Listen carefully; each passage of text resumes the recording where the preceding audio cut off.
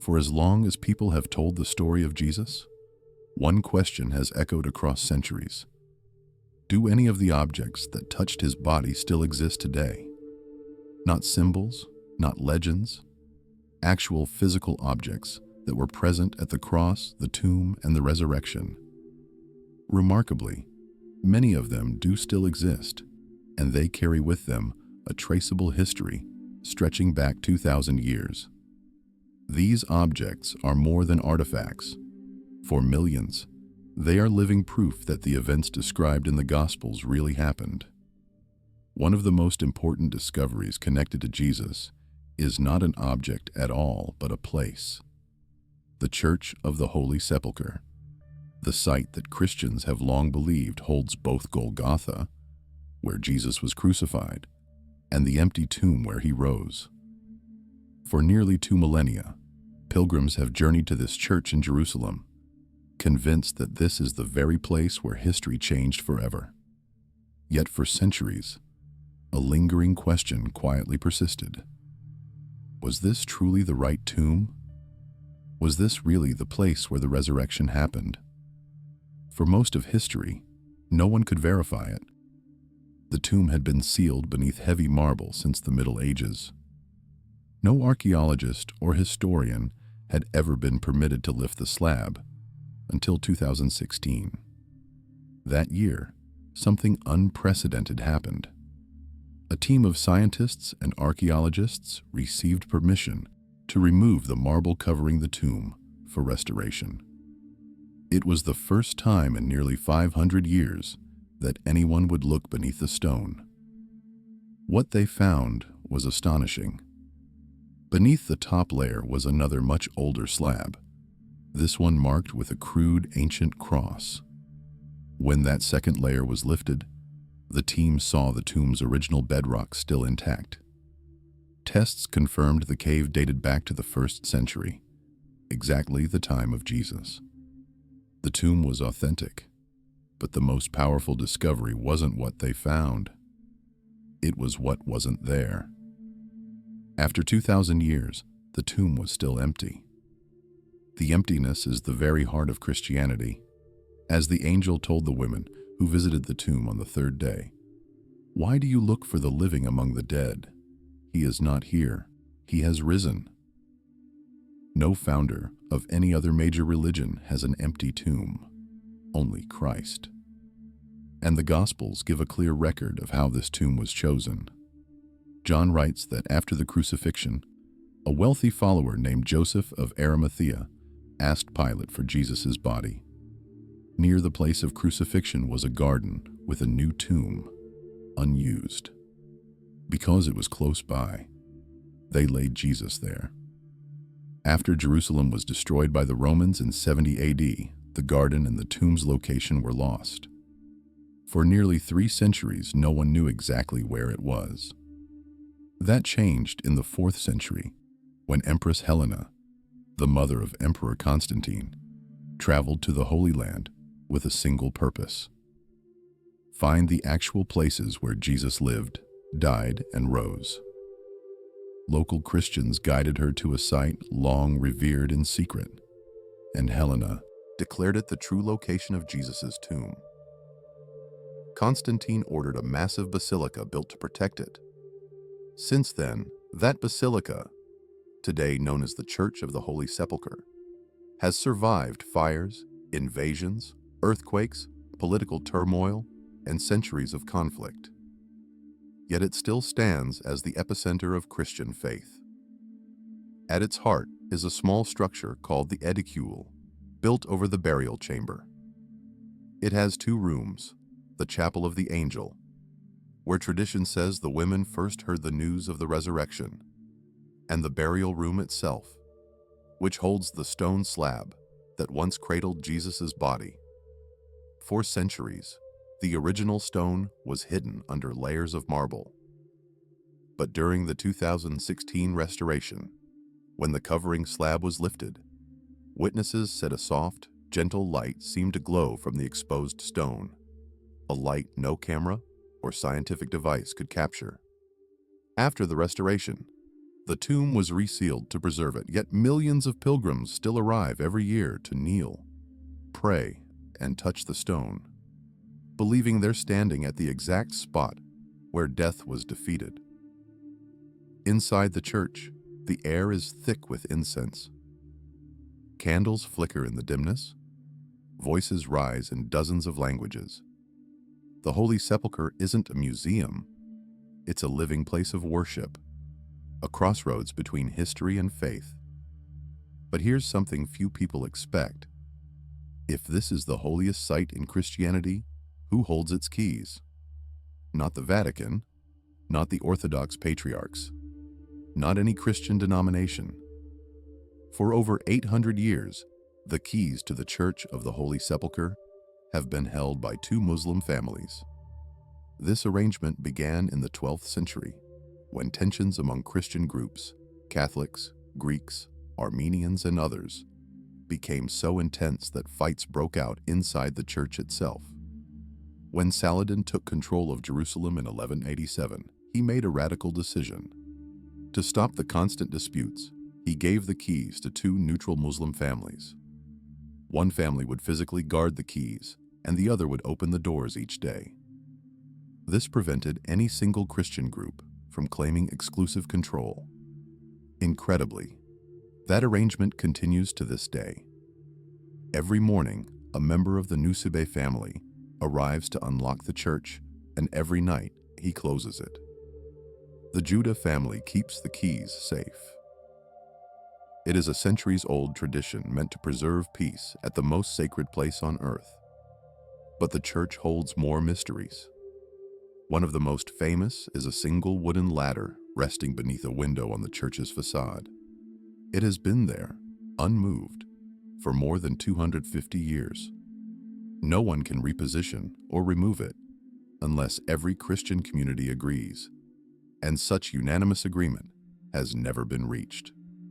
The ladder has become known as the immovable ladder, a symbol of the fragile balance of power in this holy place. Inside, another powerful detail awaits visitors. The place of the crucifixion and the place of the resurrection are only a few steps apart. In the Gospels, several chapters separate these events. Inside the church, you can experience both moments within minutes. You climb the steps to Calvary, where the cross once stood, then descend to the tomb where the stone slab lies empty. Death and resurrection under the same roof. And before reaching the tomb, pilgrims encounter another object deeply connected with Jesus' final moments: the stone of anointing. Tradition says this is the very slab where Jesus' body was laid after being taken down from the cross, where his followers prepared him for burial with oils and spices. Today, the stone is smooth from centuries of tears, prayers, and hands laid upon it. Many pilgrims report that it still carries a faint fragrance reminiscent of myrrh and balm, the same perfumes used in ancient Jewish burial rites. But one of the most mysterious objects connected to Jesus is not in Jerusalem at all. It lies thousands of miles away in Italy, inside the Cathedral of Turin, the Shroud of Turin, a linen cloth many believe is the burial shroud that wrapped Jesus after the crucifixion. At first glance, the Shroud of Turin looks unimpressive, a long piece of ancient linen, yellowed with age, about 13 feet by 3 feet. But in 1898, everything changed. An amateur photographer named Secondo Pia took a picture of the cloth. When he developed the negative plate, a clear, detailed image of a crucified man appeared. What looked faint and barely visible on the cloth suddenly emerged in startling clarity on the photographic negative. The man on the shroud appears to be between 30 and 40 years old, with long hair and a beard. The wounds on his body match the injuries described in the Gospels. Scourge marks across the torso, bleeding from the head where a crown of thorns would have pressed down, punctures in the wrists and feet from nails, a gash in the side, bruised knees, and a shoulder abrasion consistent with carrying something extremely heavy. Every detail aligns with what Roman crucifixion is now known to have looked like. One detail especially baffled experts. The nails are shown through the wrists, not the palms. Medieval art often portrayed crucifixion with nails in the hands, but modern anatomical studies show that nails in the palms would tear through the flesh under the body's weight. Only the wrist could support someone on a cross. This fact wasn't widely known before the last few centuries. So how could a medieval forger have depicted it accurately? The mystery deepened when scientists began examining the shroud more thoroughly. In 1988, radiocarbon tests dated the linen to the Middle Ages, between 1260 and 1390, leading some to declare it a clever forgery.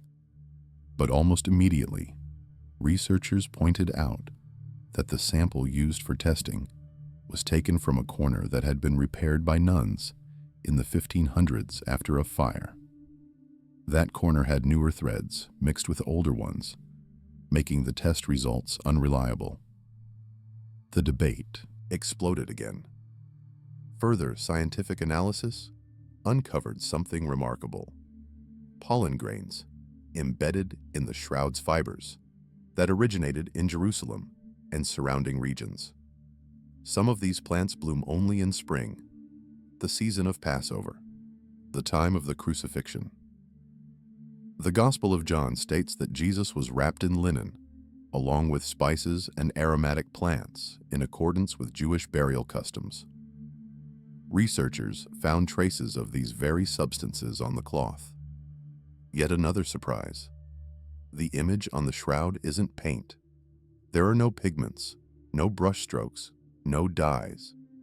Instead, the image appears only on the outermost fibers of the linen, as if it had been lightly scorched. Even more astonishing, the image contains three-dimensional information. In 1976, NASA engineers analyzed the shroud using the VP-8 image analyzer, a device designed to read the surface of planets, and discovered that the image could generate a 3D relief. Paintings and photographs don't do that. How did a flat cloth capture three-dimensional data? Some scientists propose that only a short, intense burst of energy, possibly radiant light, could have created the image. A flash so brief and powerful that it altered the cloth without burning through it. Something no known human process can replicate. Something consistent with the moment the Gospels describe: the resurrection. There's more. A body wrapped in cloth for more than a day should leave signs of decay, but the shroud reveals none. No decomposition, no pulling, no imprint of a body that was physically removed. It's as if the body simply vanished from inside the cloth. The Gospel of John mentions that Peter, when he reached the tomb, saw the linen cloths lying there, and the separate face cloth folded neatly in another place. The shroud alone can't tell that story. But another cloth does: the Sudarium of Oviedo.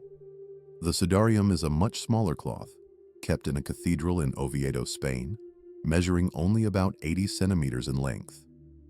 According to ancient tradition, it is the cloth placed over Jesus' face when he was taken down from the cross. Unlike the shroud, the Sudarium bears no image, only bloodstains. But those stains tell their own story: the face of a man who suffered asphyxiation, with blood mixed with pleural fluid, consistent with death by crucifixion. Forensic experts discovered that the cloth was first placed on a face while the man was still hanging upright. It later shows signs that it was wrapped around the head when the body was removed from the cross. The stains align with a crown of thorns, with a nose injury, with mouth bleeding, and with the painful fluid that accumulates in the lungs during crucifixion. Then came the test that stunned researchers. Comparing the blood on the Sudarium with the blood on the Shroud of Turin, both cloths contain the same rare blood type, AB. This type is uncommon in Europe, but more common in the Middle East. Then scientists digitally overlaid the Sudarium's blood pattern onto the face imprinted on the shroud. The match was almost perfect, down to the position of the nose, the length of the face, and the swelling of the cheeks. Two cloths separated by thousands of miles, each with its own history, aligned as if they had once touched the same person. In the fibers of the Sudarium, researchers also found traces of aloe and myrrh, the same burial spices mentioned in the Gospel of John, brought by Nicodemus to prepare the body of Jesus. Pollen grains on the cloth come from plants native to Palestine. Multiple independent studies conclude that the Sudarium was in Jerusalem in the 1st century. But how did it reach Spain? Historical documents trace its journey. In 614, during the Persian invasion of Jerusalem, Christians removed it for protection, taking it first to Alexandria in Egypt. From there, it traveled across the Mediterranean to Spain, ultimately arriving in Oviedo. King Alfonso II built a special chapel to protect it, where it has remained for more than 1,000 years. Together, the Shroud of Turin and the Sudarium of Oviedo tell a complete story. One cloth capturing the moment of death, the other preserving the moment after burial. One showing the blood of suffering, the other showing the serene imprint left behind after the body disappeared. That tiny detail in the Gospel, 2 cloths, not one, becomes incredibly meaningful when viewed through modern science. But the artifacts connected to Jesus do not end there. Another object, one of the most revered in the Christian world, is believed to be the very cup Jesus held at the Last Supper. It's known today as the Holy Chalice of Valencia, which many identify as the true Holy Grail. Inside Valencia Cathedral in Spain is a simple agate cup mounted on a later medieval base. Though the decorations were added centuries after Christ, the cup itself, the part Jesus would have touched, is made of material and crafted in a style consistent with Jewish ritual cups of the 1st century. Archaeologists who examined it confirmed that the stone vessel dates between the 2nd century BC and the 1st century AD, exactly the time frame of Jesus.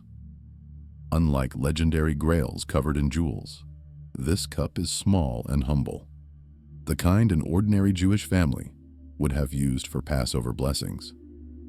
According to tradition, the Apostle Peter brought it from Jerusalem to Rome. Early Christians guarded it during waves of persecution, passing it down through generations. Eventually, as the Roman Empire faced violent threats, the chalice was secretly taken to Spain, beginning an 8th century journey of hiding, protecting, and carrying it from town to town as invaders and wars swept through the region. By the 15th century, the chalice was placed in Valencia, where it has remained ever since. Modern popes, including John Paul II, Benedict XIX, and Pope Francis, have celebrated Mass with this very cup, recognizing it as one of Christianity's most precious relics. But the legends that later formed around the Holy Grail, the medieval tales of Arthur, the Knights Templar, hidden quests, mystical powers, those all grew from the simple vessel. The world imagined a golden treasure of supernatural power, but the truth is far more profound. The power was never in the cup's material. It was in the covenant Jesus declared over it. If the cup of the Last Supper survived, could the cross itself have survived too? According to early Christian historians, the very wood on which Jesus was crucified didn't vanish. It was discovered in the 4th century by the same woman who found the tomb, Empress Helena. Guided by the local Christian community, Helena ordered excavations on the hill of Calvary, not far from Jesus' burial place. There, workers uncovered 3 crosses, the one Jesus died on, and the two belonging to the thieves crucified beside him. The challenge was clear. How could they know which cross was the true one? The account preserved by early church writers says that the crosses were taken to a dying man. When the first and second crosses touched him, nothing happened. But when the third cross was laid near him, he revived. Helena believed she had found the true cross, and the fragments of it were preserved and venerated across the Christian world. Over the centuries, pieces of the cross were distributed to churches in Jerusalem, Rome, Constantinople, and elsewhere. Critics later joked that so many fragments existed that one could build a ship with them. But modern scholars cataloged all known pieces and discovered that the total volume wasn't even enough to form a single full cross. While replicas exist, genuine fragments are far rarer than skeptics once claimed. The Gospels describe the scene with stark simplicity. Jesus carried the cross through the streets of Jerusalem to Golgotha, weakened by scourging, until a man named Simon of Cyrene was forced to help him. The horizontal beam he carried, known as the patibulum, would have weighed roughly 50 kilos. This wasn't symbolic suffering. It was brutal Roman execution. And that context adds weight to the relics connected to the crucifixion. Relics Helena found at Calvary alongside the cross. Among them were the nails of the crucifixion. Roman nails from the 1st century have a distinct form, thick and heavy. Early Christian historian Eusebius recorded that Helena presented the nails to her son Constantine. One was placed in his helmet, another in the bit of his horse, and others were given to churches. Today, these nails are displayed in places like Rome's Basilica of the Holy Cross and Milan Cathedral. Scientific tests show that many of these nails are consistent with Roman iron from the 1st century, though of course no test can prove they pierced Jesus' hands and feet.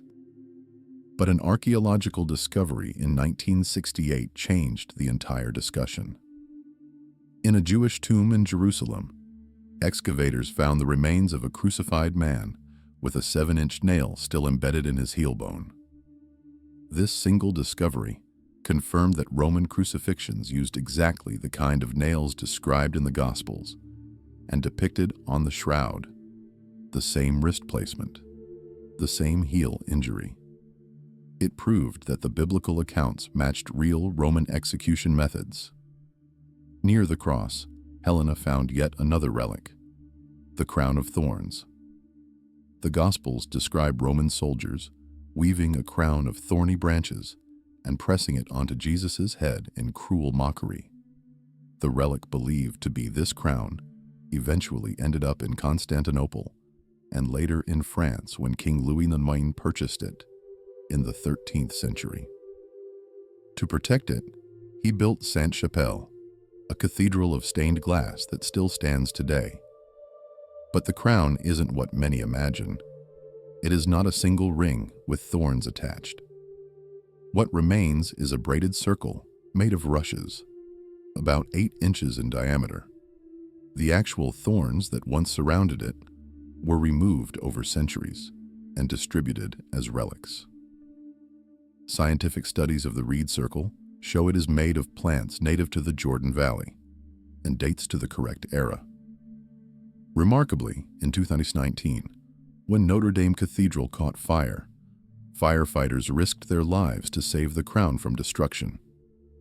The moment it emerged intact from the burning cathedral became a symbol to millions, a reminder that what once represented suffering had endured yet again.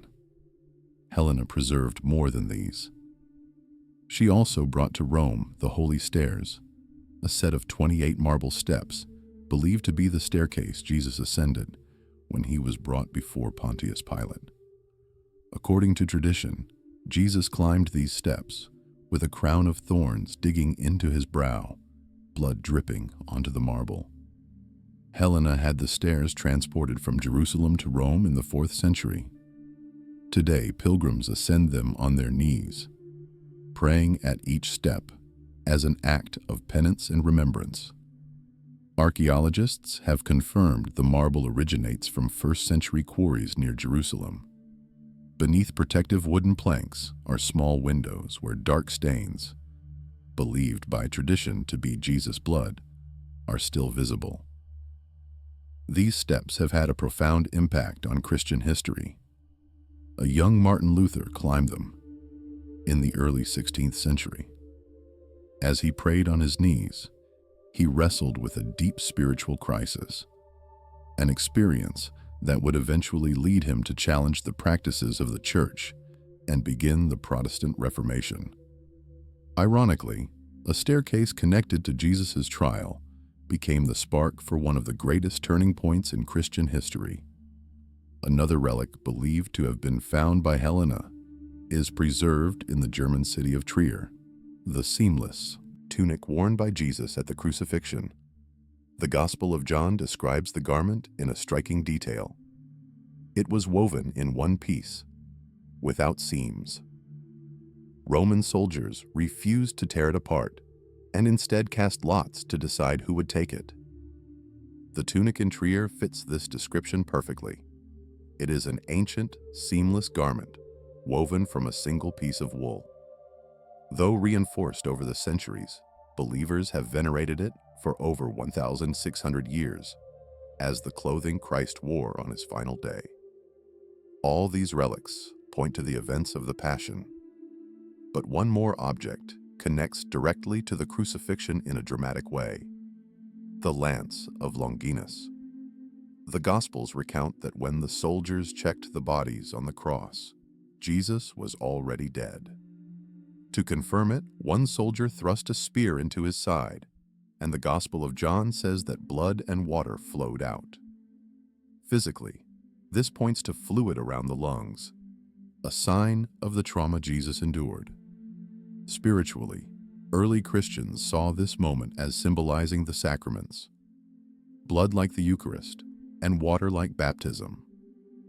The soldier who pierced Jesus is not named in Scripture, but early Christian tradition identifies him as Longinus, a centurion who, after witnessing the crucifixion, proclaimed, "Truly, this was the Son of God." According to tradition, Longinus eventually became a follower of Jesus, preaching in Cappadocia and Caesarea before being martyred. Several spears around the world are claimed to be the true one. One is in the Vatican, another in Armenia, and one in Vienna. The Vienna spear became infamous when Adolf Hitler visited the museum housing it and became obsessed with it. He believed possessing it would grant extraordinary power and ordered it seized after annexing Austria. The Allies recovered it on the very day Hitler died, and it was returned to Vienna, where it remains today. Whether genuine or not, the spear's significance is in what it represents: the moment when Christ's death opened the way to new life. But the story of sacred objects stretches even further back in time, to the Old Testament and the Ark of the Covenant. The Ark was the most sacred object in ancient Israel, a chest overlaid with gold, built according to God's instructions on Mount Sinai. Inside it were the stone tablets of the Ten Commandments, Aaron's staff that budded, and a vessel of manna. When the ark was placed in the tabernacle, the glory of God descended so powerfully that Moses could not enter. It parted rivers. It toppled city walls. It brought victory when Israel obeyed and disaster when they did not. Yet the ark vanished from history. When Babylon invaded Jerusalem in 587 BC, the temple was destroyed, but the ark does not appear on any list of captured treasures. Tradition offers several theories: that the prophet Jeremiah hid it in a cave on Mount Nebo, that priests concealed it beneath the Temple Mount in secret tunnels, or that it was taken to Ethiopia, where the Ethiopian Orthodox Church claims to guard it in the city of Aksum. Explorers, archaeologists, and even Nazi expeditions searched for it, but none found proof. The Book of Revelation adds one final clue: that the ark will appear again, not on earth, but in the heavenly temple at the end of time. There is one more chapter. Empress Helena brought many relics to Constantinople, including items connected to Jesus' passion. The purple robe, the reed placed in his hand in mockery, and even the sponge soaked in sour wine. These relics were stored in the greatest Christian treasure house of the Middle Ages. But in 1204, during the Fourth Crusade, Christian soldiers sacked Constantinople instead of liberating the Holy Land. The relics were scattered across Europe, sold, stolen, or lost forever. Some made their way to Venice or Paris. Many disappeared. They became part of a tragic mystery. Sacred objects, preserved for centuries, destroyed not by enemies of the faith, but by those who claim to defend it. Even so, many relics remain. They tell a story not of myth, but of history. Real objects, touched by real hands at real moments that shape the world. And they remind us that the Bible is woven into actual places, events, and artifacts. Many of those places still exist today, even though most people have never seen them. If you want to discover them, you'll want to watch the next video. 18 biblical sites that still exist today. It's on screen now. Go ahead and click it.